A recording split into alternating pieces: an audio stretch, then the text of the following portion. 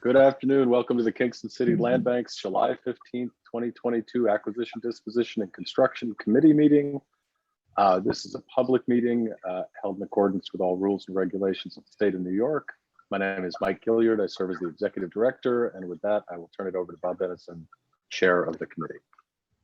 Okay. Welcome, everybody. Do we have to go through where we are? Do we care? I don't think so. No, I don't think we should do that anymore for these committee meetings.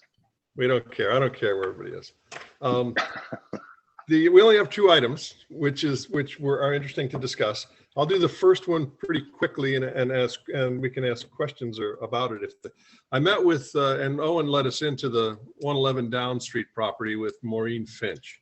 And Maureen Finch is a realtor who works for Finch Realty, which was Jack Finch, who, has been here a million years and knows everything and lives in the neighborhood still, the neighborhood where 111 Downs is. She had recently sold 3 houses in that neighborhood. So she has a real good picture about what's going on there. And the short story, we toured the house. The short story is her recommendation is that if we sell it, when we sell it, we should look for a price of 100 grand, start at $100,000. And she says that because in the context of the 3 other sales that she was aware of or involved in, they were in much better shape than our house. They went for about $250,000. One of them was Kevin Cahill's childhood home, which is kind of interesting. But the problem with our house is that the 2 things that are major is the electrical service has to be replaced. And so does the water service because it's a lead pipe that goes to the street. So those are 2 big ticket items. The house structurally looks pretty good in her view. She says the garage she was kind of good and bad. I mean, good because it provides off-street parking, which is a huge benefit in that neighborhood. Bad because it's going to need a whole lot of money to fix it. Her other advice was we should do this relatively soon. As we met probably 2-3 weeks ago, she said the market is softening. The interest rates are going up. She said things are not as crazy as they were. So, the fact that this one could be a bargain for somebody is a good thing, but that things are not going to be as rosy in Kingston for real estate as they have been, or crazy is probably a better term for it. With our 1.5% vacancy rate, which is horrifying. Actually, just an aside, I was at a thing up here in New Hampshire talking to the regional planner. Their vacancy rate is less than 1. It's like 0.5. So, which is nuts up here, as you can imagine. So I guess the thing for the committee to consider is we planned on selling this in the fall. I think I think we should continue on that track. And I think we should probably look at $100,000 starting price to do that. What do you think? Daniel? Well, honestly, it seems awfully low to me. Mm-hmm. Not saying she's wrong, it just seems awfully low. I mean, I toured a home further down Elmendorf, so like little worse area that I think sold for 300 that people were living in, but it needed similar work, smaller house, smaller lot. So I don't know, the number seems low. But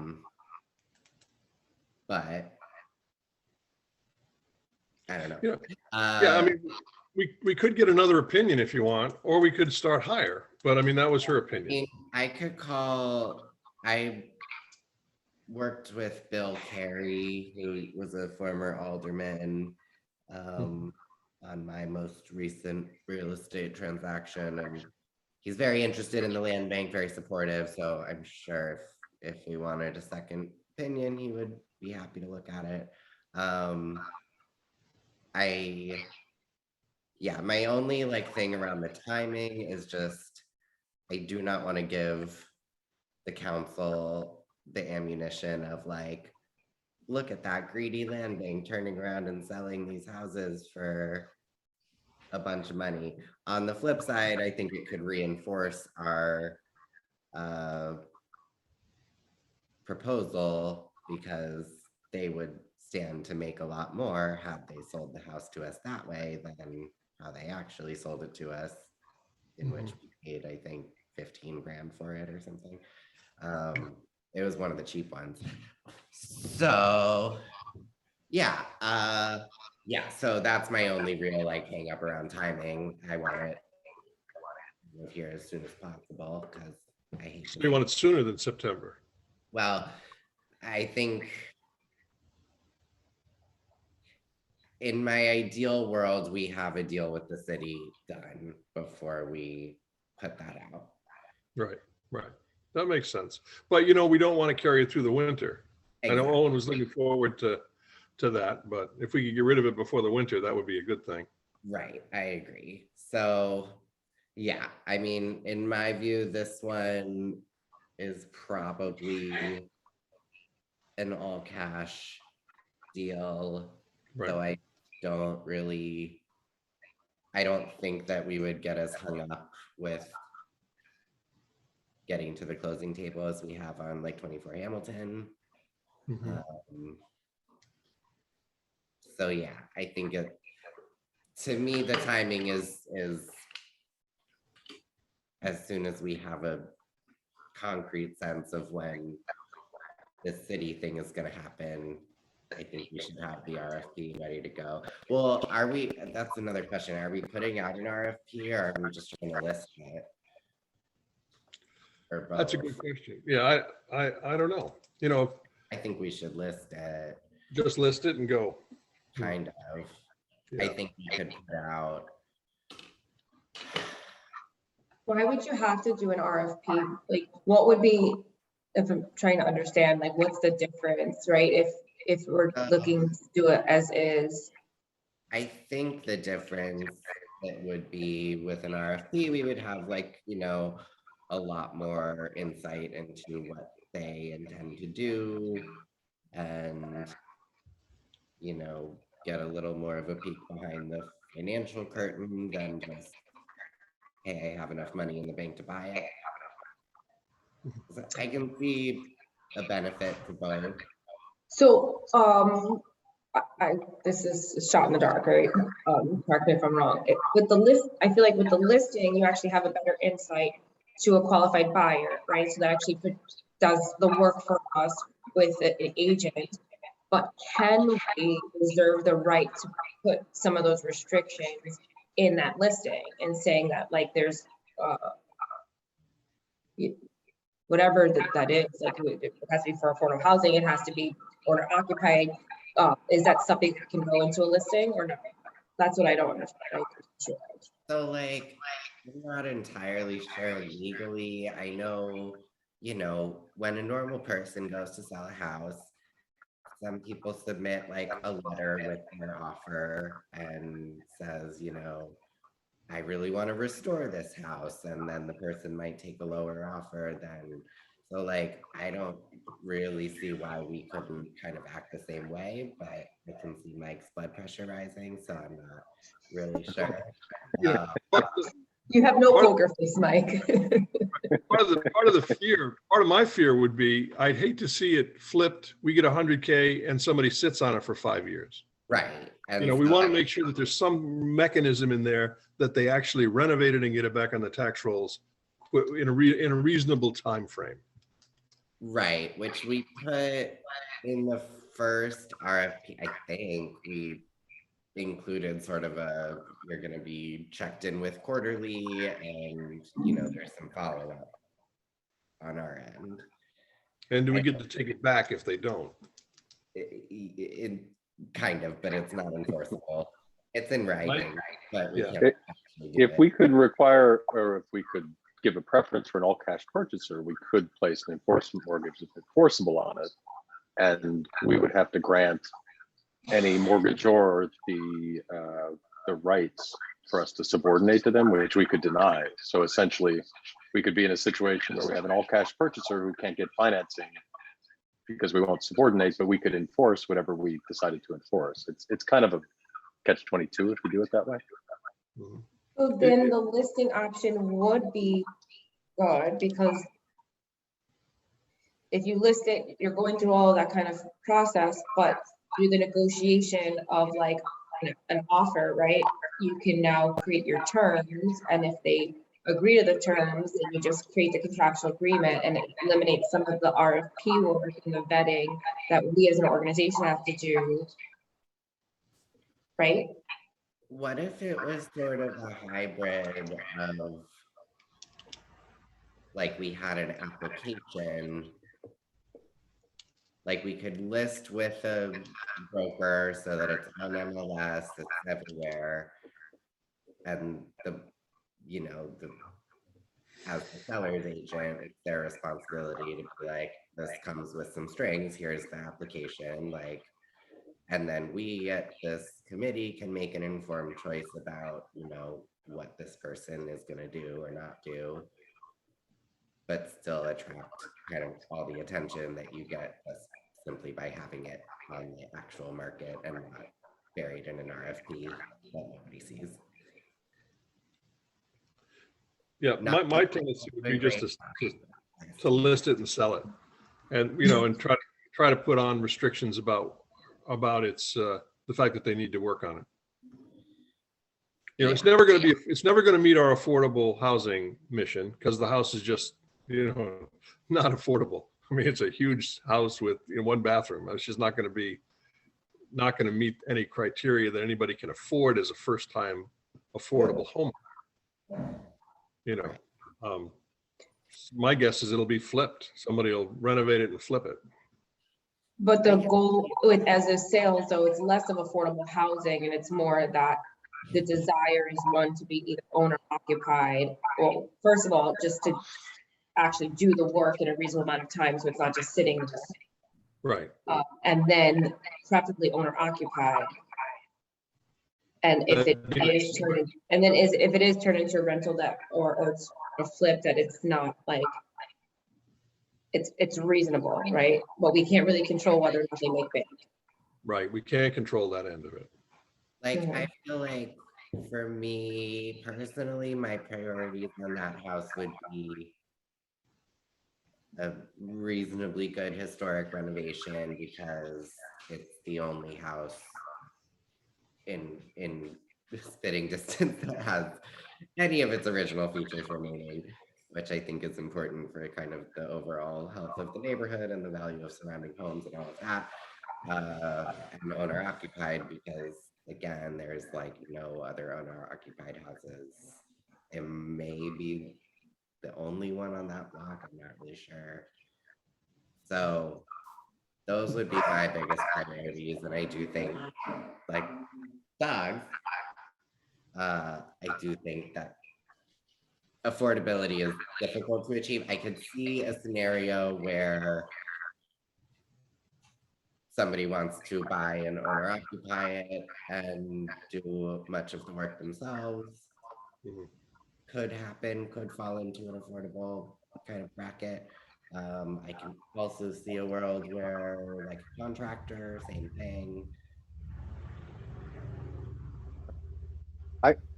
It feels like, Yeah, hard house to sell.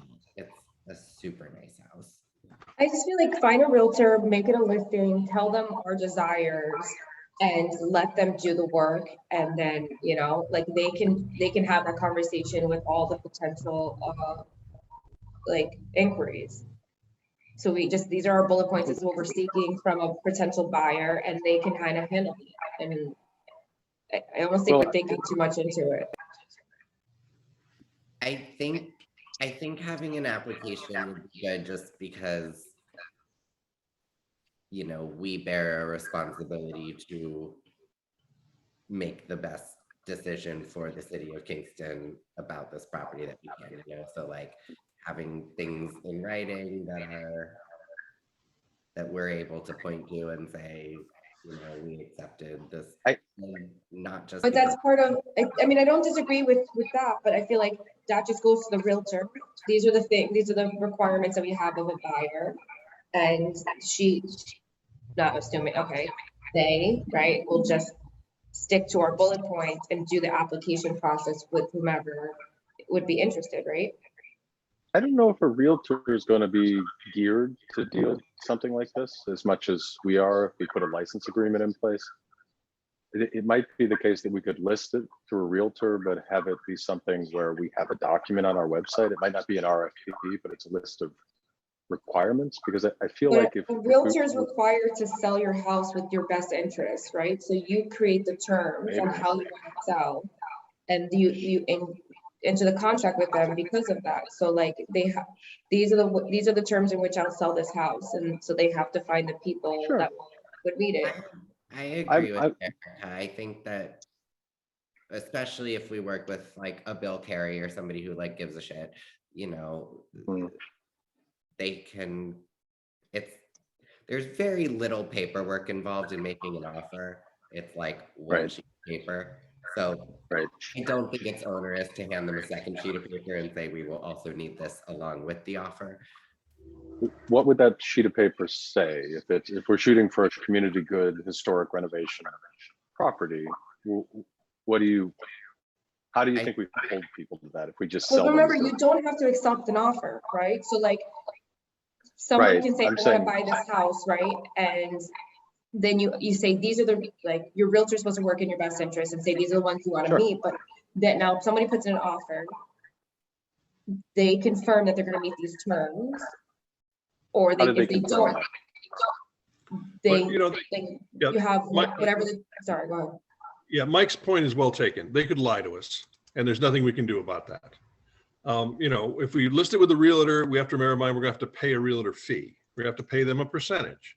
So that's something to consider. You know, we could just sell it ourselves on our website or in Zillow or whatever. But your point, Erica, is well taken in that if a realtor is involved, they're going to pre-qualify. We don't have to go through that crap. But also if we sell it ourselves, who's to say that the person's going to lie also, right? So like it's still part of the contractual agreement. There may be a fee associated with the broker, right? It's 2.5%. However, when you calculate our time, our effort, we're going to have more of a pipeline with the realtor's listing than we are going to try to do it ourselves. We tried to do it, right? But part of the contractual agreement is saying these are the things that I want to go in a contract. It's part of the contingency, and you're working with an attorney to make sure that it's there. It's not something to do. I think. Mike, what do you think? Sorry, I know we're all jumping all over each other because we're all enthusiastic about this tonight. I don't think we could put a contract in place that says like it has to be historically renovated. I don't think that would be something we could enforce. I do think we could either have a license agreement with option payments, so we could be incentivizing people to get to that closing by doing what we're doing at Hamilton, but make it a little bit more sincere, not sincere, but just have some cash flow coming to the land bank while they're preparing plans and specs and everything that they're doing on Hamilton. A broker could deliver someone to us who's willing to enter into a license agreement, but I think once we sell it, we've sold it, and that's right. We're done. That's the end of it. To me, that's a little overthinking. Like, I think probably. Earlier, that's what I do. What would that sheet of paper be? I think it would be like kind of yes, no, please explain, bunch of that. And then we have something to evaluate. Like I can try something, but I think, and I do kind of think Erica's right that those things are essentially our contingencies as a seller, and those contingencies go into a contract. And especially if it's cash, we really could have some enforcement ability. Not that we likely exercise it, but we could. And even if we can't, it's still like, you know, you signed a contract with the land bank that you were going to do X, Y, and Z. And if you don't, you're kind of an asshole. And that's, people don't want to be that either. Right? How many developers do you know, Daniel? I don't think the asshole thing is a particular concern of theirs. That's true. That's fair. But that's, Okay, here, let me make a proposal. I would propose that at the August meeting of the whole board, that we tell them that we would like to move forward with selling this house in September, and we could talk about the contingencies that we would put on a contract, on a sale contract, and go to a realtor to start the process. What do you think about that? I like that. I can't vote, but I like that. I have no real like allegiance here, but do you want me to reach out to Bill? Absolutely. Let's get I think, another opinion think- would be great. sorry, that should be something, the realtor part should be an RFP, right?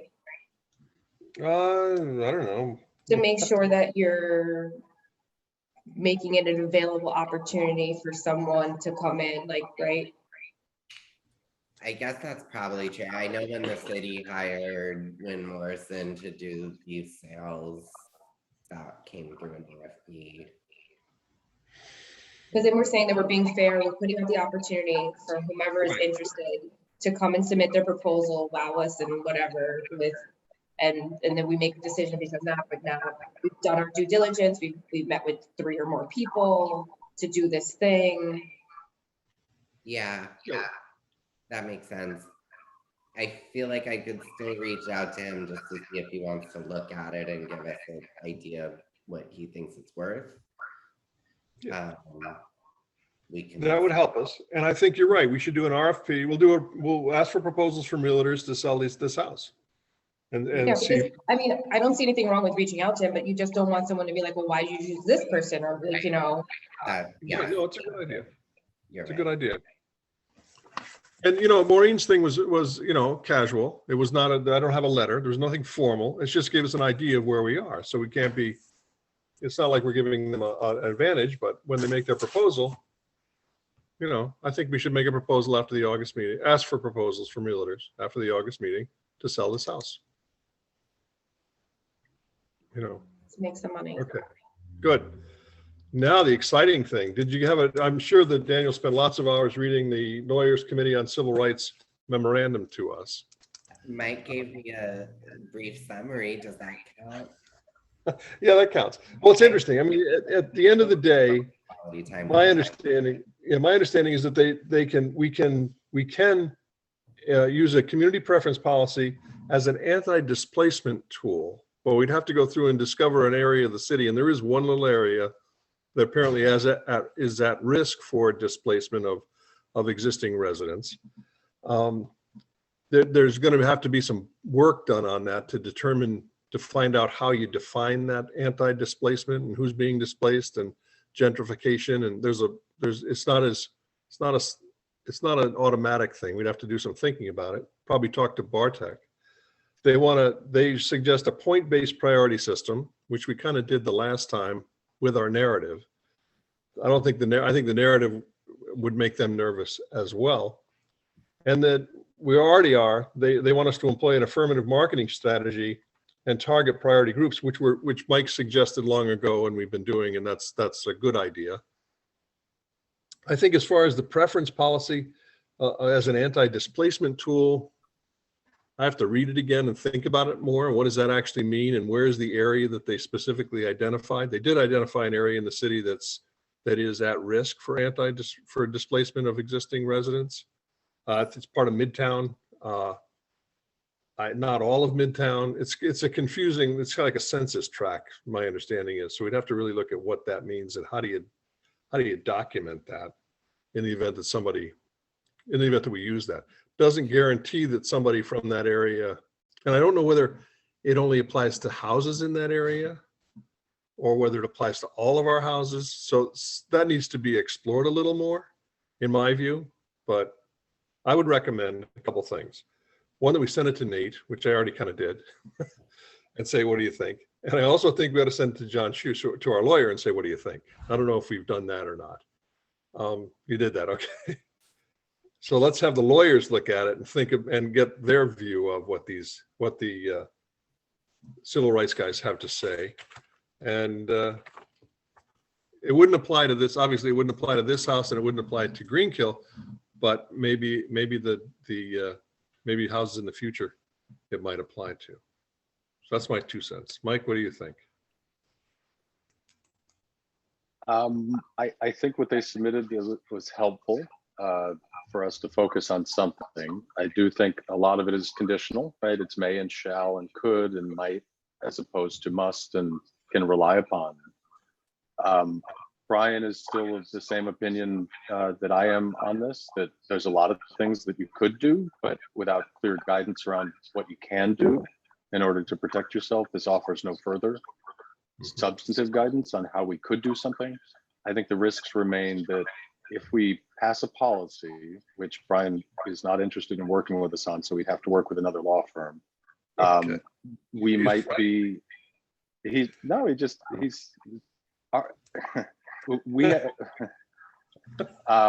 try to be as judicious as possible. Brian could also write a memo with a lot of, possibilities in it, but without an opinion letter from this law firm telling us what safe harbor looks like, we may pass a policy that would be different than the policy the city may pass. And so we'd have to correct and go back into it. And we have no guarantee that we're limiting our exposure for potential lawsuit. In addition, the city has yet to conduct any studies to identify what would be the basis for a preference. And that was one of the things that I believe this group of lawyers identified early on as being necessary to kind of protect yourself, is to have some basis for your preference. Right. You need to identify this anti-displacement area and who is at risk to go down that path. I think that's true. Yeah, that was my one big note and recollection from the time we met with. Was it the same people or a different group? Same people. This is the same people. These are the people that Alana talked to. And Nate was impressed by them. Nate, knows them, the Lawyers Committee for Civil Rights. I mean, they're not for civil rights under the law. They're as Right. big, they're as good as you get in this business, So They're I respected. do, Yep. I do remember them saying basically, in order to have a real argument that there's a displacement issue, which there is, but we would need to embark on like quite a large study and data collection to prove that, and it maybe would have to be done by a third-party group. Like, it sounded like quite a lot of lift to get there. Well, there certainly is a lift to get there, and the city, and we don't want to be at cross purposes with the city. I mean, if the city's looking at this kind of thing as well, we should probably send this to Bartek, actually. Maybe we have, I don't know. We probably should send it to everybody on the board just so they know. I think that's a good idea. So we can discuss it, but I tend to agree that we shouldn't do anything that would be in conflict with what the city's doing, because that's going to open everybody up to problems. And I think we should talk about this disparity, this anti-displacement argument as a way to think about giving preference to some people. I think what would be helpful to move the conversation forward is if somebody could reach back out to the lawyers and ask specifically what we would need to do to demonstrate a displacement issue and understand how onerous that task could or could not be. Erica, what do you think? I think a really good person to speak with that I know of is Natalie Quinn from the city of Poughkeepsie. She's the director of I think it's director of economic development. She came in as a consultant with the city of Poughkeepsie. She's part of all of the movement that's been happening. Really good friend of mine, and she's an urban planner, and she's done this in the past. So it would kind of be like free information. In addition to reaching out to attorneys and being like, okay, from your experience, like what do we do? But I know for a fact that she's done this for the city. And it would, maybe we could pick her brain about someone to work with locally, because it does seem like a big lift, right? Working with a third party seems really expensive. So if we can steal some information from someone who did it successfully to make a decision on how to support, I think would be beneficial. it could be expensive. I think, I think back to the original vacancy study that the city did with a consultant versus the vacancy study that Bartek took on. Bartek did it without a consultant, my understanding is. I like his answer better. I think he did more, I think he dived into it in more depth, which I think it'd be fine to talk to Natalie Quinn. I think we should talk to Bartek and maybe include him in that conversation. Yeah. So, we want to do this I think we want to do this hand in hand with the city. I think Mike's right about that. I don't disagree. Let them kind of pick up the heavy lifting. Well, yeah, we don't want to be we don't want to be, going down a different path. That's not going to help either of us. So what I propose, well, first of all, what do you think? Should we send this to the whole board? I think we should get an answer on the what it would actually take question. Mm-hmm. Prior to that? Yeah. Just so we have all the information. Sure. I can write, Alana made me the contact with them. I can write to them and ask that question, and reference their memo and say, what is, now we have to bear in mind, they're not the most responsive. This took a long time. So we have to understand that if we do that, it could take a long time for them to get back to us, which is okay, but we need to not be surprised if that's the case. And in fact, it took me, I had nagged them twice to get the answer as well. And, which is fine. It's free and, you get what you pay for. But we need to understand that. And I'm okay with that. And then I think in the meantime, should we send it to Bartek?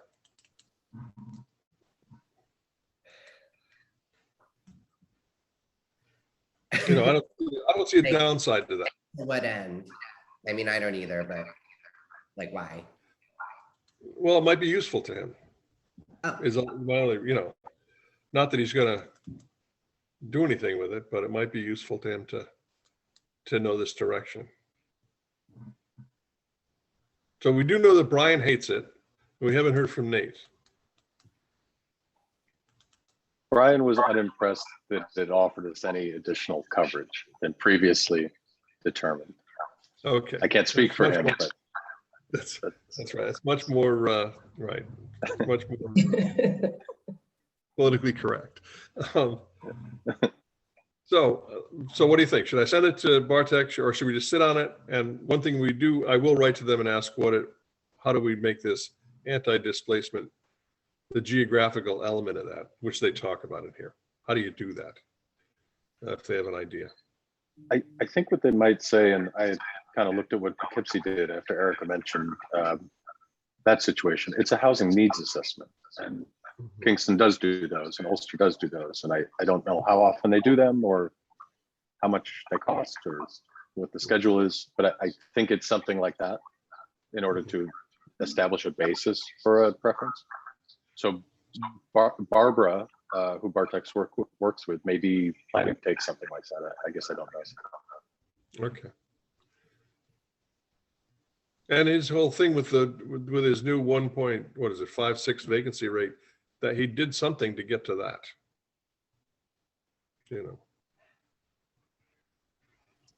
He actually got in the buildings this time. Yeah. Oh, yeah. Which, well, he's tenacious, if nothing else. All right. So here's what I propose that we do.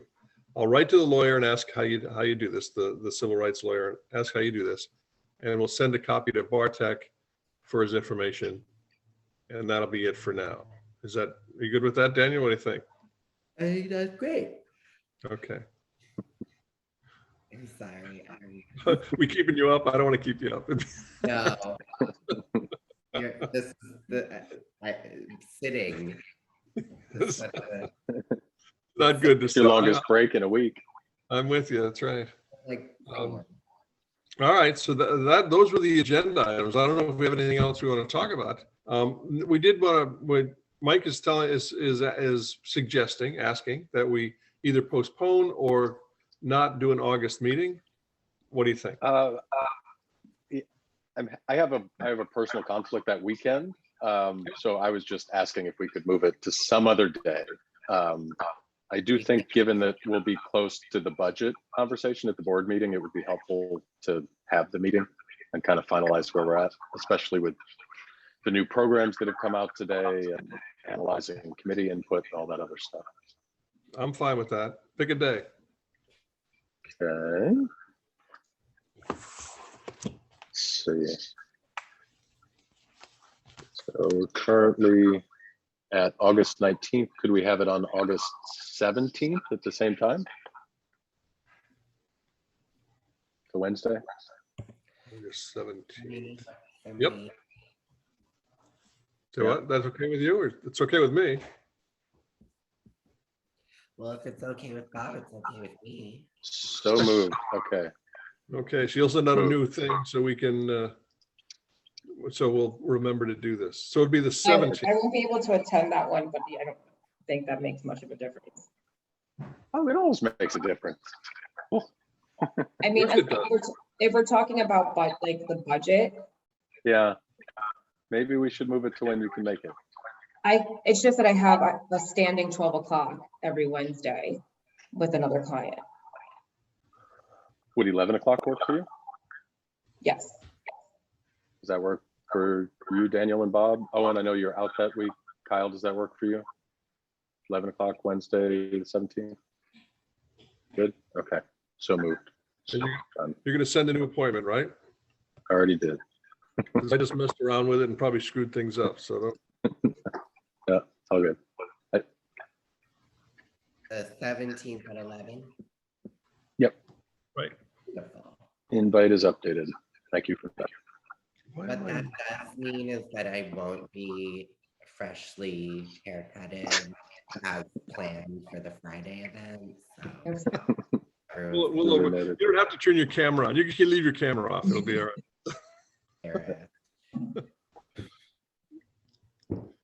Could I give a couple updates, Bob, and then make a request that Absolutely. we jump into budget? Just to follow up from last month, no further updates on the sale of the Greenkill properties. Similarly, no further updates on Hamilton, although I'll note that the license agreement expires in 30 days. So we should have some more substantive updates at the next meeting. And then if we could jump into budget, this is the big topic of the month to try to get something passed through. And I know Erica's excited, I'm excited, Kyle's excited, Owen's jumping out of his seat with excitement, I can tell. I think our goal here should be to establish what ADC would like to consider as a wish list at this point for 2023 activities in the housing sector, and then back into budgets surrounding that. I will, previously I had mentioned, let's wait and see what the $50 million new program, the Land Bank Initiative, I think it's called, from the state that was released a few minutes ago. That allows for activities to be reimbursed, I'm assuming, on operating, pre-development, some sort of consulting, technical assistance, and then property management. So it doesn't allow for subsidies like Legacy Cities does or other similar subsidies. So it's a long-winded way of saying we're stuck with the programs that exist to do development. So we have to stick to the hard cost constraints that allow those programs to work. We're currently at roughly around $300,000 per home average that makes Legacy Cities work. So I note that as a rule of thumb that seems to be applicable going forward for our activities if we're considering doing more rehabs in 2023. Now, which also begs the question, I mean, are we considering doing more rehabs in 2023? We have Legacy Cities and we'll have a few that we'll pick up. Are we considering new rehabs? And if so, what are they? That we should know that for the budget if we're, as we move forward, I would think. I mean, there's But one of Gil. the suggestions I had was kind of refocusing on some of the other pathways. Since we're already doing Legacy Cities, right? More of like fine tuning the as is. and for community needs so that we can complete the legacy cities. But that, you know, that was just like a thing I threw out there. Because do we have the capacity to continue to, like, the physical capacity to do more renovations? And do you have certain number of homes in mind for that? So I'm gonna have probably in 2023 2 legacy city houses done, and the third probably started. Owen's smiling. Is that around correct? We like, I think we should have substantial, I mean, I haven't looked at that schedule recently, but I think it's like we'll have substantial progress on 2 of them this year, and then assuming we get started, and then we'll the next 2 will start in the new year. So I mean, that's like by the they probably some of them will get done early 2023, and then others will get done late 2023. So, and Franklin is set to finish by the end of this year, which honestly, it seems like they will. They're moving fast.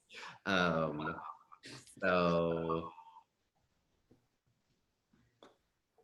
I don't know. I sort of feel like, and these are my feelings, and Owen is probably the person this matters most, is like, once Rob and crew are sort of moving, since we've worked with them so many times, they don't require nearly as much kind of oversight as they used to, I think. So like maybe we do have capacity to do a couple sort of pilot style, but we're also kind of short on homes. Like we get chapel, we may get titles cleared on Abby or Stefan or something from the list. And as far as I know, there's not really any others kind of out there because the city hasn't been doing foreclosures. So well, there's Gil. We have Gil, right? That's kind of right, but Gil is like, I feel like the only way Gil works is if we have another kind of legacy cities thing where we have a couple houses that are, if we had like 3 East Unions, we could do Gil. Right. I mean, I've never walked through chapel. Mike says he thinks it's in better condition than we're used to. Yep. Personally, I'm not all that convinced it really swings the needle. It may look better, but it's still going to need all the same work. So, Or we're going to get chapel. Right. You got a bid. Buy it, which is, I actually think our chances are very good of acquiring chapel, but right. So then we're basically working with, and we already feel like Downs is, we're just gonna sell. So we pretty much. What are we gonna do with Henry? We're gonna hold that for legacy cities? I mean, I don't want to hold Henry forever. I know that Minya is having a meeting with Novo, kind of specifically around needs of childcare in Midtown, which was at least related to what they thought they were going to propose on 108 Henry, but then didn't.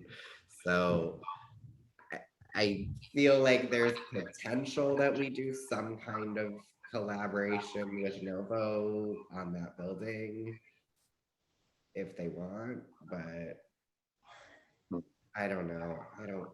I hate holding stuff. Yes, and that's a 2-family house that could be, I mean, House, the neighborhood, you know, they're working their asses off across the street on the Myron or the Burger Matthews building, and then we have this thing just sitting there. And Yeah, I guess. Where the You know case what? had just been foreclosed on a couple of years ago, that would be different, but it's like, we're still dealing with stuff that's been vacant for a decade and Right. longer. And the fact that it really appeals to me as someone who could, if someone were to buy that, renovate it, and they can carry it with a tenant, I mean, it's ideal, affordable housing opportunity for somebody Well, I wonder if Downs also kind of gives us, like, if we go the realtor route, I really think that changes things a lot.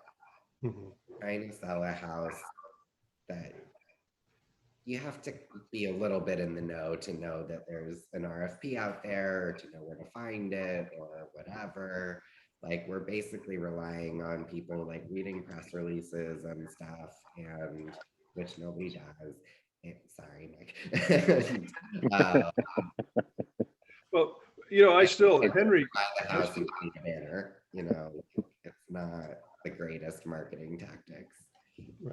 I would love to see one of our failed proposers on Henry be successful either in Downs or on Henry. I mean, she's a budding developer. She's done this before. She impressed me with her background. I think her finances for Henry, the proposal that she made was a little sketchy, which is why she wasn't selected. But I really think that there's potential there for her. I think she's the kind of developer that we would, I think, like to work with, but how does that, if she went through a realtor, she might be in a different position with her finances. It might be more solid and more reliable than when she made the proposal herself. I mean, it was a good proposal, but the money it just didn't work for her. But that said, I'd like to do something with Henry too. Not renovate it probably, because it's. If I could highlight, just in the context of putting together an operating, funding ask around all of this, if we're showing activities like no new activities, it doesn't look as good as if we're showing activities. And we may have, I'm sorry, Eric, I know you got your hand raised. I'll just spit out. 3rd Avenue is also an option. I live in hope that I will be successful. I have a call today to see if I can meet with the individual to try to sort that out. The city has yet to move forward with their plans on the larger part of the assemblage on 3rd Avenue, none of which would work for legacy cities. It has to be renovation. Now that's the program that we have to use. There are other programs that allow for new construction, but I think we have to plan for something or try to show something. I mean, rather than realistically too,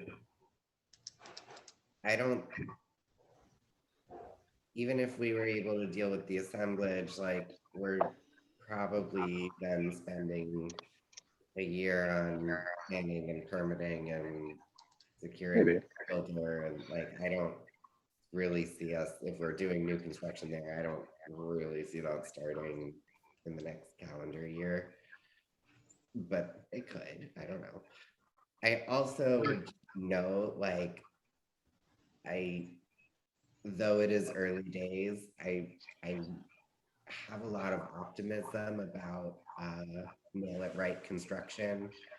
I stopped by there earlier, and the foreman, I guess, co-owner, something, Jason, was there and enthusiastically told me, we're gonna meet schedule, we're getting this done for you. We really want this to go well because we really want to keep working with the land bank. And their pricing is really good. So, we've all written off 108 Henry as like, there's no way we can make that project work. But honestly, it could, just not with Maida. It'd be a good, I would be open to considering next year, Gil and Henry as actual projects. Now, what does that mean money-wise? We'd have to think about that. But Erica. We need 2 more. Sorry, Erica's been raising her hand. Like a hard stop. So I just want to say this. The number one thing to think about is, if you didn't have to worry about money, what would you do? Right? Because we get in the way of creating a plan by focusing on the revenue. But we can't figure out what we need to ask for until we figure out what our plan is. And we don't, and the people that would be willing to give us the money don't want to give us money until we have a concise, like, if we got these dollars, we would do X, Y, and Z. So the focus should be, these are the homes that we have, or these are the homes that we're looking to acquire. What does that look like? Even if it's a situation with like, well, we could do this, we could work on this project and we're gonna have to go through permits and planning, etc. Okay, that's great, because what we're saying is we will work on this project that will come to fruition in 2024, but there's the costs associated with this for us to move forward. So don't worry about the dollars. I mean, worry about the dollars, but don't make that your focus. Figure out, what do we want to do, and have an agreement with this committee and board. And then once you get to that, then we quantify it. We figure out what are the dollars associated with it. What is our highest priority, the action plan, right? Like, if we didn't have to worry about it, we could, you know, we would really like to focus on this one avenue, or we can do these three. And then from there, we put a cost associated with it. But also the part of the action plan is, what is this organization's physical capacity, right? Do we have enough manpower to complete this task if we did it? And if we don't, is this something we really want to like take on? And if we just needed one extra person, or like, you know, those are all things to be considered when you're coming up with that. And I feel like that will present really well to our major funder. So I have some thoughts about what I want to do. I think, like, in my view, we're going to need a bucket of money for maintenance and kind of emergency repair sorts of stuff for stuff we may or may not hopefully are acquiring. And a lot Now of that can be, it looks like that can be an allowable use of funds under this $50 million, just so you know. That's cool. So I feel like that's one bucket of money. Another bucket of money, I mean, I would like to see us do 2 or 3 rehabs outside of legacy cities in 23. So I feel like that could be 108, 110, which I agree with Bob.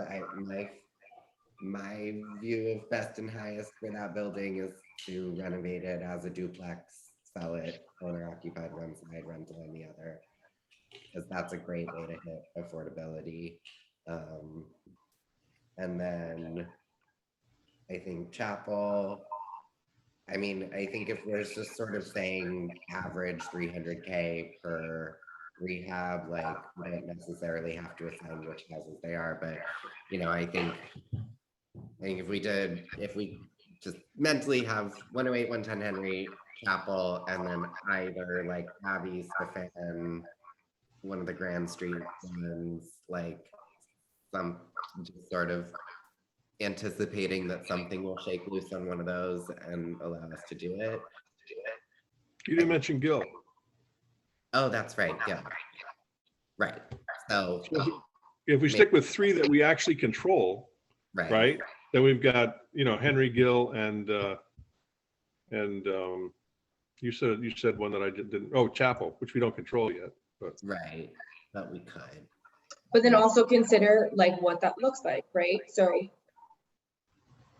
that's 900. Don't try to be conservative in your action plan. Just like our goal is to acquire these 3 homes from that list.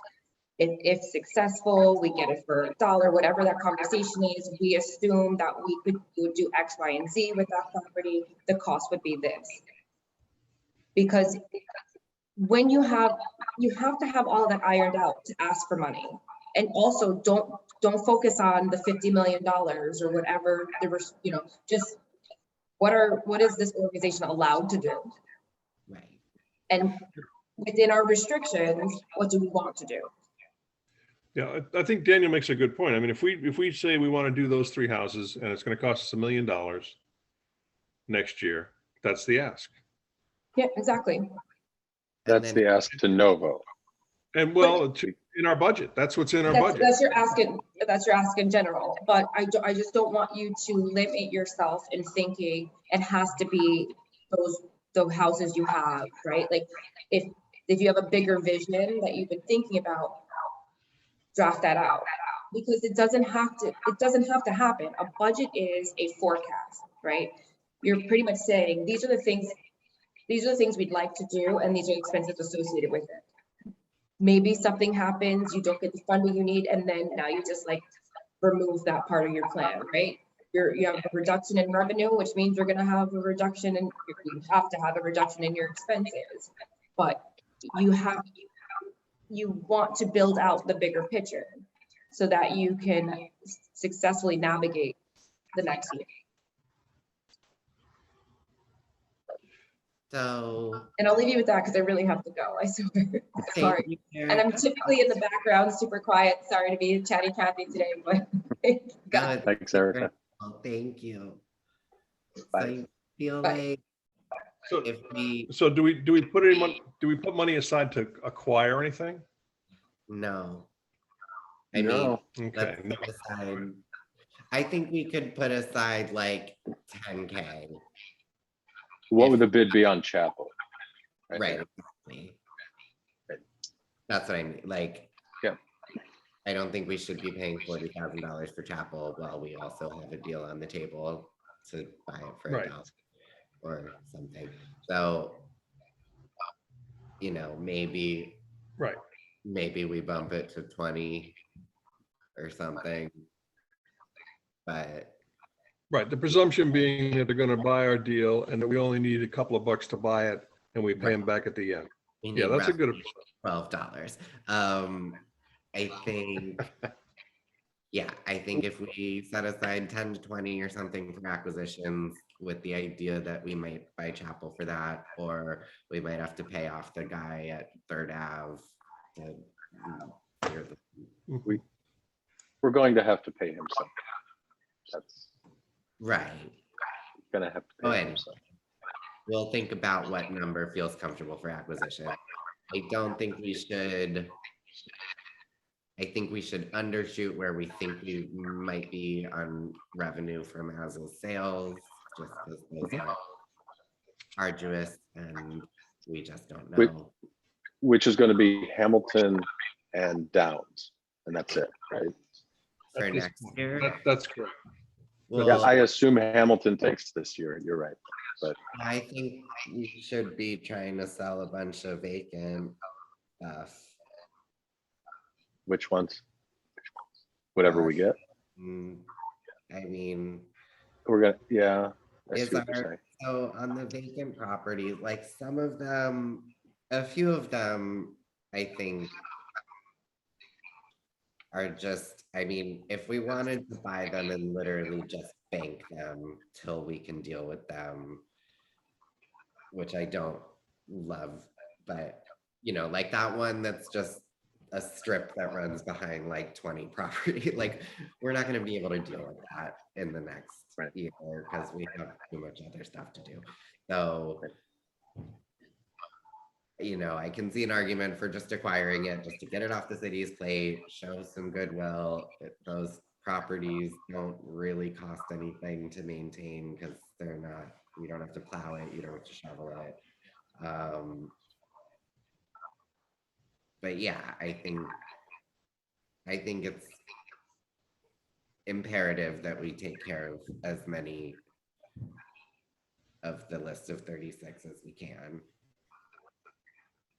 which could end up including like Stefan and Abby as just as is, just to make them go away and get back on the tax rolls. Like, I really don't have an issue with that. I want to make 2023 the year of demonstrating that this deal with the city is the right deal and that now we can actually do the job that we're supposed to be here doing. So I want to move those in and out real fast. And we're not talking about taking Fairview and North and knocking them down.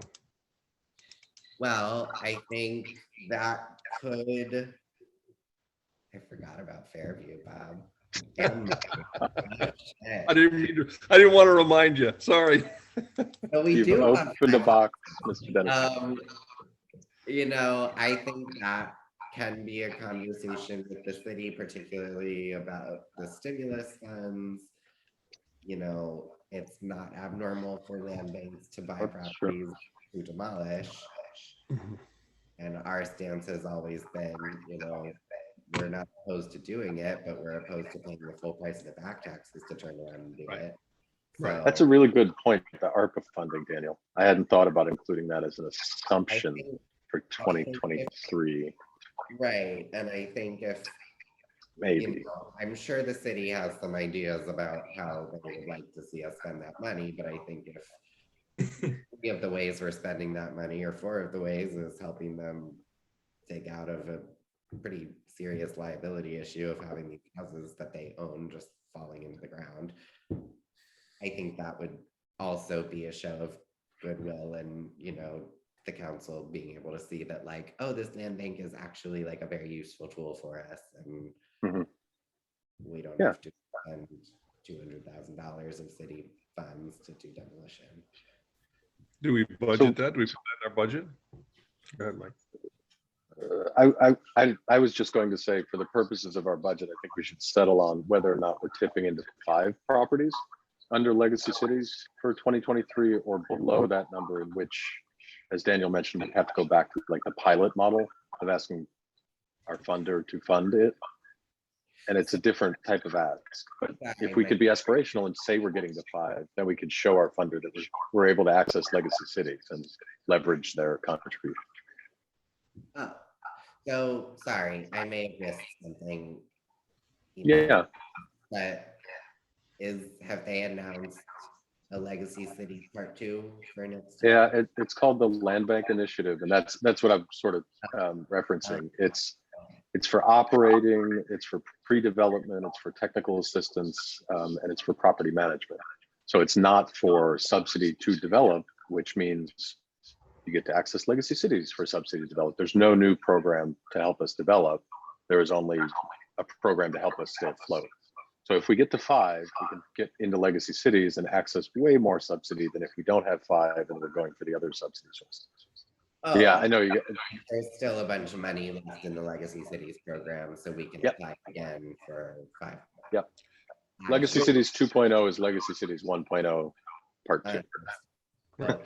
So we listed 3 renovations we're talking about. I think Fairview is a cheaper renovation than Gill. And we've rejected that, so we have to go back to the council, and they What else is new? Nobody just want to else. highlight it. Which one is cheaper? I think Fairview would be cheaper than Gill. Keep in mind, Really? it's a recorded call, Daniel. It's a recorded call. I would put money on it. Just we 'cause we, Gill, we just like, may. Gill? No, not my money. I don't know. I'm just saying. Okay, so I'm going to come up with a scenario to return back to the committee with that shows an assumption of 5 rehab projects in 2023, give or take some variables at $300,000 each. And then also something I'd like to think around 3rd Avenue between now and when the budget passes, to see if we want to have that in there, if it's real, Yep. which it might be. Okay. Cool. And then a modest assumption around revenue from sales. From I'm sorry?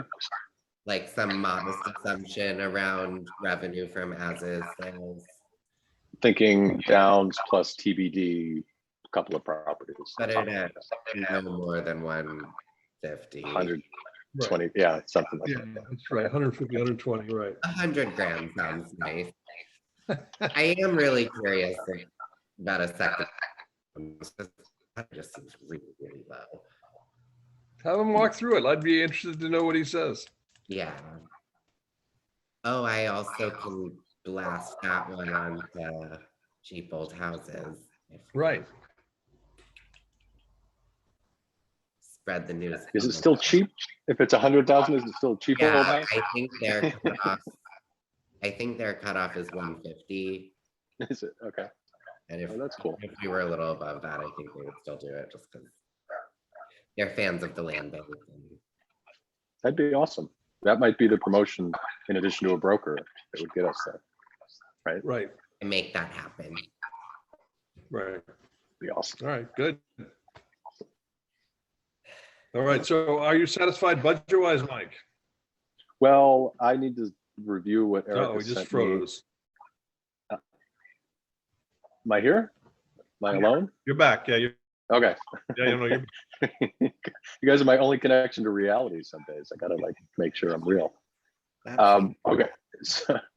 So I need to review what Erica sent me before sending it around to committees for their feedback. And the request will be that the committees fill it in and submit back by the end of next week, a draft document that I can then put in the board package for a preliminary discussion at the board meeting. So I feel comfortable based on this discussion that I can look at it and maybe send it to you with something filled out based on my understanding of what we talked about today. So I'll try to get that out today. That's Good. my goal. okay. You send it to all committee members, right? I assume. Yes, Good. yes, it'll go out to, well, I may just send it to chairs of the committees to distribute amongst their committees to talk about it amongst the committees, or maybe I'll send it to the full board. I don't know. I need to, I want to look at it. Yep. See what it says, because I think I'll get a lot more questions than answers as a result. And this isn't an easy document to fill out right now. And I'm not sure if I received it as a committee chair that I would know exactly where to jump in with my request. So I got to look at it a little more. Okay. It's a good document though. It's helpful. I can't Cool. wait. Okay. Wait. Okay, so I think I know where we are. We moved our meeting. I'm going to send this thing to Bartek, the thing from the lawyers. We have some budget stuff. And I'm going to send the lawyers a request about how much work do they expect the displaced person fence to be. And that's about it. Did I leave anything off? Did I miss anything? Okay. So now it's Friday. What is it? Friday today? I don't know what day it is even.